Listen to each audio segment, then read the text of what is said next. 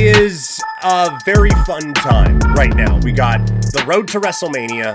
AEW is starting to build up some momentum a little bit. We had an epic boxing card last weekend. We have another epic boxing card this weekend. And Major League Baseball season is right around the corner. So we're covering a lot of that on Couch Potato Diary here. As always, these episodes presented by Sea of Dead. Check out seaofdead403.ca to get all your great Calgary swag. We got that. And for the wrestling audience, we have a really awesome Stampede Wrestling shirt that I think you want to check out. So seaofdead403.ca for that great Calgary and Stampede Wrestling swag. We are fueled by Swift Energy. Check out swiftenergy.gg and use the code PKPrimetime for 25% off. We're going to start with baseball and then move back into the combat sports stuff with the Tank Roach Fighters to Watch and then some more wrestling talk. The reason I'm putting it this way, for those of you who are watching on YouTube or listening in podcast form, it's because we are streaming this live early on twitch.tv/primetimepk. You can get every episode, for the most part, early over there. So let's dive in and keep up the baseball talk now as we look at the most talented teams in Major League Baseball.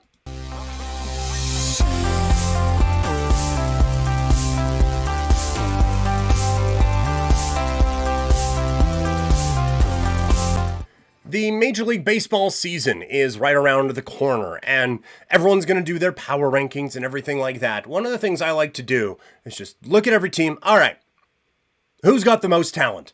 And that doesn't always lead you to championships or anything like that, but it does tend to be a pretty good precursor for how things are going to go. So we're going to look at all of that today. Let's start with just kind of running through. Let's see who have the best lineups in baseball. Honorable mentions to the Rangers, Diamondbacks, Braves, and the Mets. And number 5 for my best lineup, I have Baltimore. Up and down the lineup, you have guys who you are at least concerned with.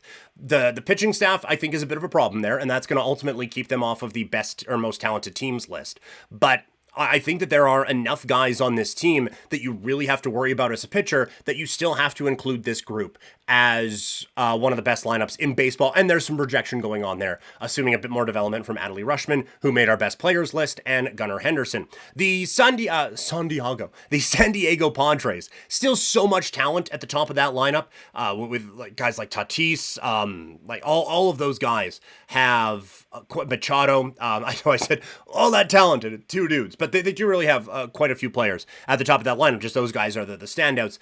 The back end of it does kind of fall off a little bit, but it is so very top heavy in a very, very good way.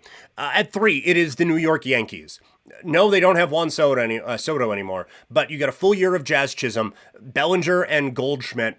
Should be a pretty good combination. And I think now a full season of Jason Dominguez is going to be very interesting for this team offensively as well. So it's a pretty good recovery from losing Juan Soto. At 2, it's the Philadelphia Phillies. A ton of pop and a ton of power, especially at the top of that lineup. But a lot of guys that can do a lot of damage there. And number 1, it's the LA Dodgers. They won a championship, and then they added to it with Conforto and with Kim to an already stacked lineup. Good grief. Looking at the best rotations now in baseball, honorable mention to the Royals, the Rangers, and the Blue Jays. At number 5, it is the Yankees. If they get the best out of everyone, then this is the best top 5 in the league, with Cole and Fried at the top.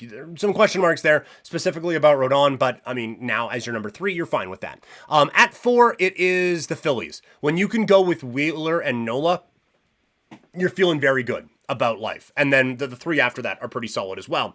At number 3, I have Arizona. I feel like people are kind of sleeping on this one a little bit with Corbin Burns, with Gallen and with Kelly at the top. It's kind of insane. And if Rodriguez can get his footing back underneath him, then that is a dangerous 1 through 4 as a starting staff. Not quite as good as our number 2 team, the Seattle Mariners, who come in with Gilbert, Castillo, Kirby, and Miller. That is just a wild top 4. And the fact that they haven't been able to build around that more than they have is really frustrating, I would suggest, from a Mariner fan standpoint. And at number 1, it's the Dodgers. We talked about them in the how they were built earlier on.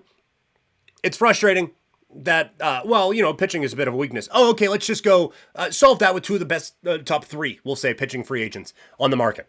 Cool. Yamamoto, Snell, Sasaki, Glasnow, Gonsolin. That's their 5. I did not mention Shohei Ohtani yet, who should be able to pitch this year, and Clayton Kershaw, ditto. Just absurd what they can do with that starting rotation. And so, who are the most talented teams in Major League Baseball this year? My top 5. At 5, it is the Atlanta Braves. They did not show up in any of the most talented lists, but they're close enough in both. And I do think if Strider can get back to his form, and if Acuna can get back to his form, this is still an uber talented baseball team with a lot of very good players that you can get very excited about. So I still have to put them on this list. At 4, I have Arizona. I feel like people are sleeping on this team. That pitcher rotation is insane. And the top of the lineup, when you can roll with Carroll and Ketel Marte, adding Josh Naylor as a big power bat at the top of that lineup, and Lourdes Gurriel Jr. sticking around there, that is a very dangerous 1 through 4 at the top of that lineup, and then there's some decent depth there as well. So I think Arizona is one of the most talented teams in baseball right now. It's just they happen to be in a tough division. At 3, I have the Yankees. They made it onto both best lineup and best pitcher list, so I think you kind of have to. Same thing, Phillies at number 2. Like they have 2 of the best pitchers in baseball in their starting rotation, and they have several of the best hitters in baseball, certainly the best power hitters in baseball on their team. And if any major world event happens, Nick Castellanos is going to have an amazing day. And at number 1, they were 1 in the starters, they were 1 in the lineup. It's the Dodgers. They're an absurdly talented baseball team, and anytime they lose, it should be treated as a gift from the baseball gods. So those are the most talented teams in Major League Baseball going into the 2025 season. Let's move back into the combat sports world now, as Tank Davis is back in the ring this weekend. And while this card isn't quite as deep as the one that we saw on DAZN last weekend, still a couple gems to watch out for on this fight card. So here are the fighters to watch on this weekend's PBC pay-per-view.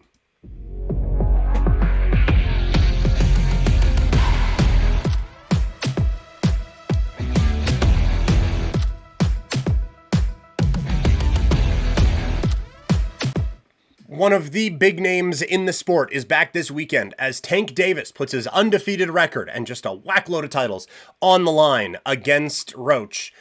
But there are a few other interesting fighters that I think we should keep an eye on for this weekend. So I have 3 fighters to watch here. We're not going super deep on the card on this one, like we normally don't on boxing. But Jose Valenzuela is up first, defending his WBA super lightweight title against Gary Antoine Russell. Valenzuela, back-to-back wins after back-to-back losses. And back-to-back losses doesn't normally end with you being on the fighters to watch list. But he was upset in the loss against Edwin de los Santos, and then it was a disputed decision against Chris Colbert, who he came back and beat in the rematch. He is 25 years old. He's getting a very interesting spotlight on this fight card, second from the top, I believe.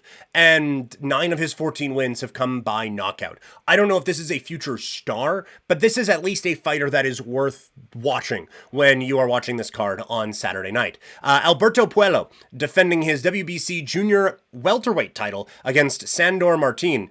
Undefeated, 30 years old, so we're not talking about like an up-and-coming prospect here, but again, WBC junior welterweight champion. So, that is a big belt. Coming off of a win over Russell in his last fight, that one in a split decision. He's ranked second right now in junior welterweight in Ring Magazine behind only Devin Haney and champ Teofimo Lopez. So there's actually a little bit of buzz here that if he can pull off a big win on Saturday, then there could be a big opportunity coming for him. And the last fighter to watch on this card is Yoenis Tellez, who is facing Julian Williams for the interim WBA Super Welterweight Championship.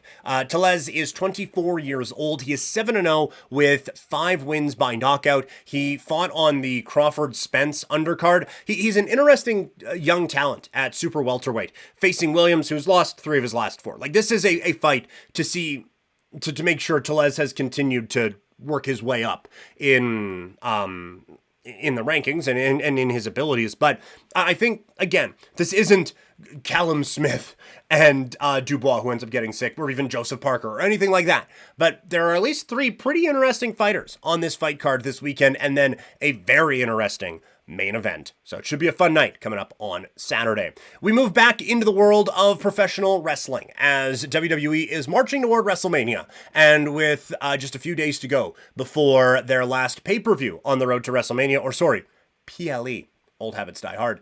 I thought it's a good time to take a look and see, what do I think Mania is going to look like? So, I booked it. Here is what I think WrestleMania 41 looks like out in Las Vegas.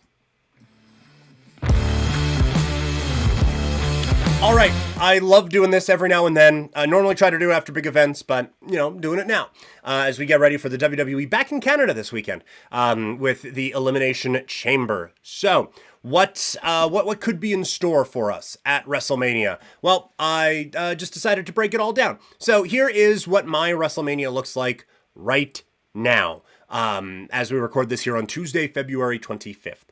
Night 1, John Cena against Logan Paul. By the way, the rules that I had for this, I set it out as 8 on each card because it's been around 7 or 8 the last little bit, but I stretched it to 9 just because I wanted to, and 8 was really hard to get to. So, John Cena against Logan Paul. I think with the new direction, maybe, that what we have with The Rock coming in, I think that having John Cena not in the title picture is going to sting maybe a little bit, but I think having him in a Logan Paul match as a blockbuster type of a thing out in Vegas, that's a pretty good consolation prize. I have Penta and Rey Mysterio tagging up to face the New Day. I think that's where this is going. Penta, I can't imagine Penta against Ludwig Kaiser is going to be the feud at WrestleMania.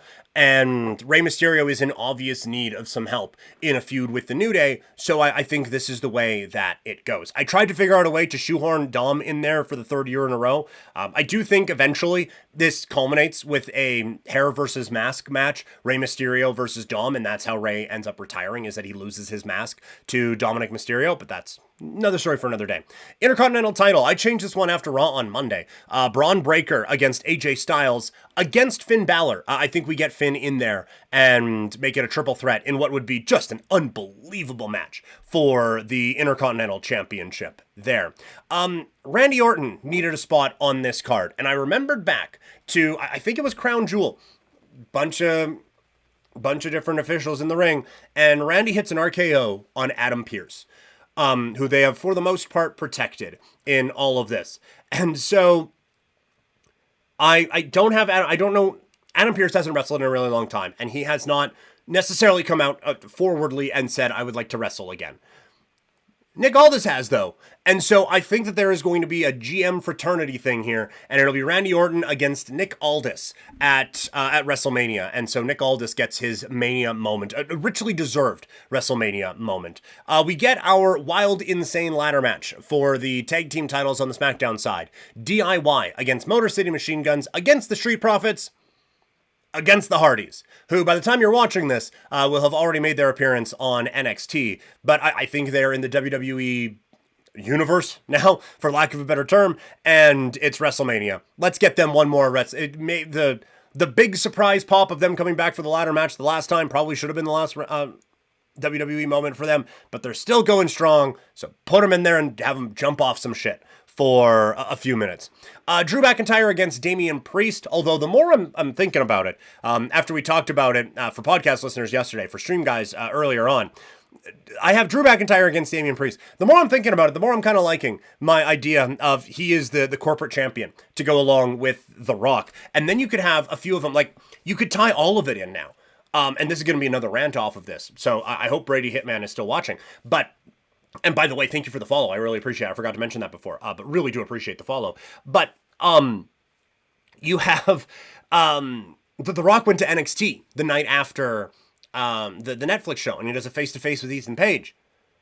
So Ethan Page comes and joins his Illuminati, for lack of a better term, right? So you have McIntyre, Page, Jacob Fatu, because, and someone else. And now you have a fearsome foursome there, and the Rock at the head of it, and you have enough firepower and talent on there that when the Rock isn't around, they can still carry themselves, and when the Rock is around, it looks like a formidable force. So probably need to rejig this one, but for now it's McIntyre against Priest and Kevin Owens against Sami Zayn. I thought about it, Kevin Owens against Randy Orton and a Sami Zayn or whatever. Just have them do it one more time at WrestleMania in an insane sort of a match. For the women's championship, I have Rhea Ripley against Alexa Bliss, against Naomi, against Bianca Belair. I don't love this one, but I don't think the Jade stuff will be fully formulated by then, although the more, them losing this week does make me kind of think that will be. But honestly, I was running out of room, and so I just needed and there you go, match. And that was, that one was it. So there was that. And then the world title on night 1, Jay against Gunther. Night 2 starts with the War Raiders against Fraxium for the World Tag Team Championships. Nothing over on the Raw side has impressed me, and Fraxium, I think their time is running out a little bit here. So I don't know how they get there with that match, but I think they get there, putting the titles on them. Solo against Jacob Fatu. That feels like that's where this is going right now with this new bloodline kind of imploding. And I think that's the feud to watch with that one. LA Knight against Shinsuke Nakamura feels like, again, that's building a little bit here. I think that would be a very fun WrestleMania program. And I think both guys, maybe it's not the most amazing match, but I think the build-up to it would be very, very interesting. Women's tag team titles, Damage Control against Liv and Raquel. I think this version of Damage Control, it would be Io and Dakota Kai, I guess. You could also do an Io and Asuka, if Asuka is ready to come back, or if any of them are ready to come back. But I think Io has to be in there. I think she has a very good chemistry with Liv Morgan, and I have said it on here before, the crowd is loving her. So I think that you needed to kind of do something with her on that one. Roxanne Perez against Bayley. I think this whole thing has been building to those two having their WrestleMania moment and getting a young superstar over on a vet at WrestleMania. I think that whole thing is building up to that. It's not the most unpredictable thing. I have Roman against Punk against Seth. After all my Russo-esque booking before, this is what I've come up with right now. A lot of it could change. The women's championship, the WWE, on the SmackDown side, it is Tiffany Stratton against Charlotte Flair. Tiffany, I have with Trish in her corner, building her up for that match. And then in the main event of WrestleMania 41, I have Cody Rhodes against The Rock. I think what I talked about on the Raw recap, where Rock comes out, smashes a guy's head into the thing, and now he's in the Elimination Chamber, and he gets the pin, and he is the Elimination Chamber winner and the #1 contender against Cody Rhodes. If you want to put John Cena in that as well, and have it be the triple threat match to end all triple threat matches, and it's era v era v era, I think you can do that as well very easily, and then Logan Paul gets anybody else, and do it that way. So again, I think there's a lot of different ways they can go, but as of right now, this is where I am at going into the Elimination Chamber. So that is the podcast here. Now, for those watching the stream, I'm going to sign off and then we're going to do something else. So don't bail on me just yet. But for those listening on podcast, wherever you get your podcast, you can get it on Spotify, you can get it on Apple, or wherever you get your pods. Thank you so much for hanging out today. For those watching on YouTube, thank you so much as well. You get these early over on twitch.tv/primetimepk. They are presented by Sea of Dead. Check out seaofdead403.ca for that great Calgary swag. Next stream, I was wanting to do a video game on Wednesday, but I gonna move that one because I'm gonna be doing color commentary with the Swift. By the time you are seeing this or hearing it, it's probably over. But I'm going to be doing color commentary on the Swift Current Broncos broadcast as they're here in Calgary for an 11 a.m. game with the Hitmen. So going to be doing that. So Thursday, there are probably going to be a couple of streams on Thursday, but keep it locked to my social medias at Primetime Klein for all of that. Stream watchers, hang tight for just 1 second. I am trying something else out. But for those of you who are watching and listening, thank you all so much for hanging out today.